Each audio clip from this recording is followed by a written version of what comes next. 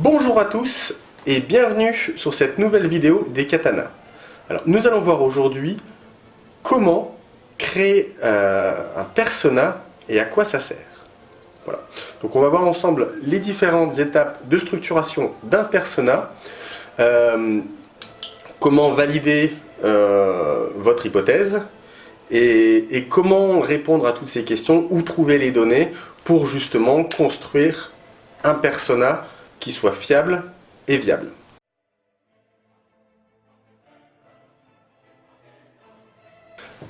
Alors, première étape, tout d'abord, qu'est-ce qu'un persona? Alors, un persona, c'est la façon la plus simple de présenter un personnage, je dirais que ce serait un avatar, un portrait robot de votre client type, ou de vos clients types. Parce que vous pouvez en avoir plusieurs. Vous pouvez avoir plusieurs avatars en fonction des différents types de clients, de segments, de niches que vous avez.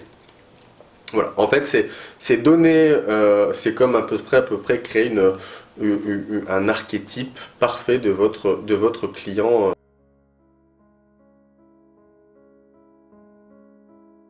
Alors, deuxième point, qu'est-ce que vous devez trouver dans votre avatar, dans votre persona, pour qu'il soit cohérent et fiable.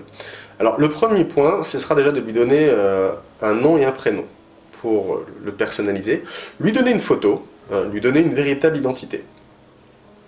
Ensuite, ce qu'il faudra comprendre, c'est quelles sont les problématiques aujourd'hui que votre persona rencontre au quotidien. Qu'est-ce qui le frustre, qu'est-ce qui l'agace et qu'est-ce qui l'énerve. Voilà.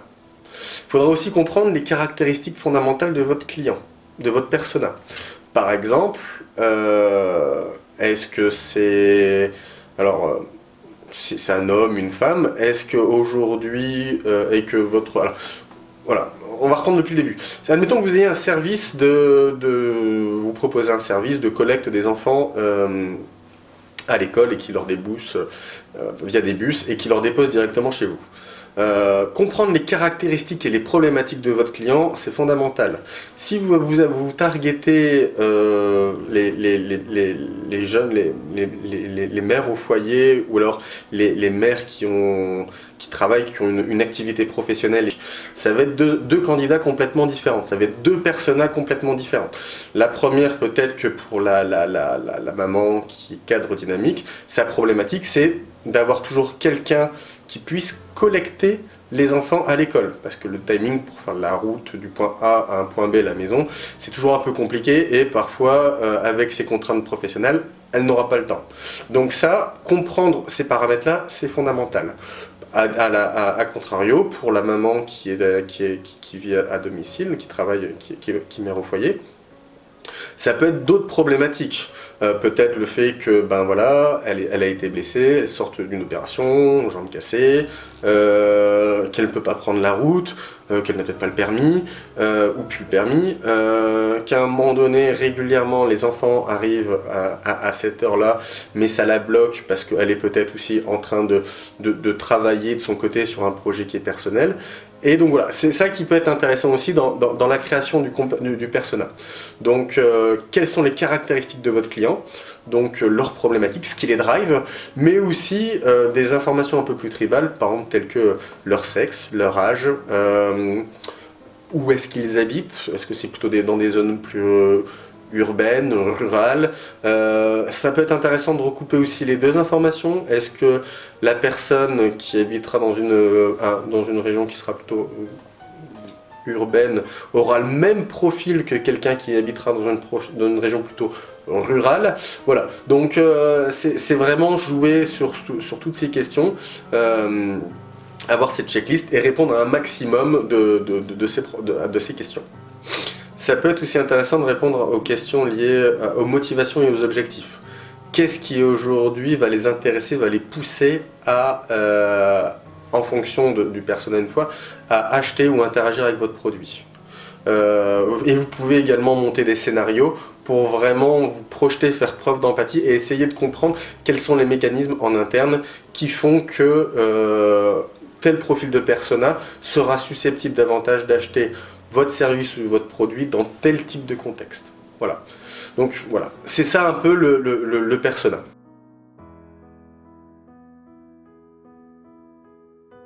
Alors, combien vous pouvez avoir de personas? En général, on dit maximum pas plus de 7, après ça devient vraiment compliqué. Mais la majorité des gens jouent entre 2 et 3 personas.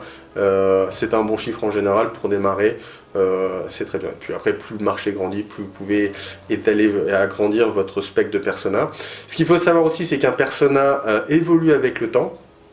C'est pas quelque chose qui reste figé. Plus vous alimentez les d'informations, plus votre profil de persona peut grandir et évoluer. Voilà.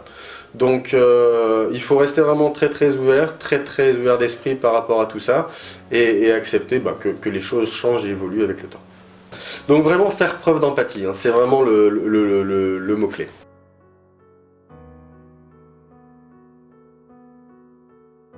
Alors, maintenant, c'est la question qu'on peut se poser, c'est comment répondre à toutes ces questions ou trouver les informations pour répondre à toutes ces questions. Alors, à mon sens, vous avez 3 leviers, 3 viviers pour répondre à ces questions. Le premier, c'est les datas que vous avez collectées sur les réseaux sociaux. Tous les réseaux sociaux que vous avez, tous les insights que vous pouvez, les analytics que vous pouvez avoir via vos réseaux sociaux. Le deuxième, ça peut être aussi Google Analytics si vous l'avez installé. Ça vous donnera énormément d'informations pertinentes sur le profil qualitatif, quantitatif, je dirais, de vos clients. Maintenant, sur une approche un peu plus qualitative, il n'y a qu'une seule façon vraiment de vérifier la chose, c'est d'intégrer un échange avec votre client cible. Donc je dirais que c'est vraiment provoquer les interviews, les rencontrer en face à face et rencontrer votre client final et voir à quoi il ressemble et lui poser toutes ces questions. Alors vous n'en faites pas juste 2 ou 3, hein, vous en faites plusieurs dizaines, voire plusieurs centaines si c'est possible. Et l'idéal, il y a une façon très simple, c'est d'être présent sur un salon, un point de vente, et vraiment avoir votre produit et le faire en display, le démontrer et de voir comment les clients vont réagir. Voilà, comment ils réagissent,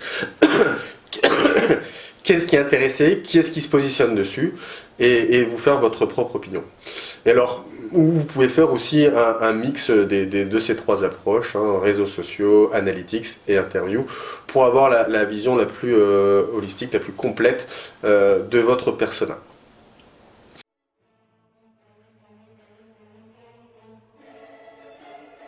Voilà pour les personas, j'espère que cette vidéo vous aura servi et que elle vous permettra d'avancer dans votre projet. Si vous avez aimé, n'hésitez pas à liker. Si vous avez des questions, des sujets que vous souhaitez soumettre, n'hésitez pas, on reste à votre disposition. Et à très bientôt pour une prochaine vidéo. Allez, ciao!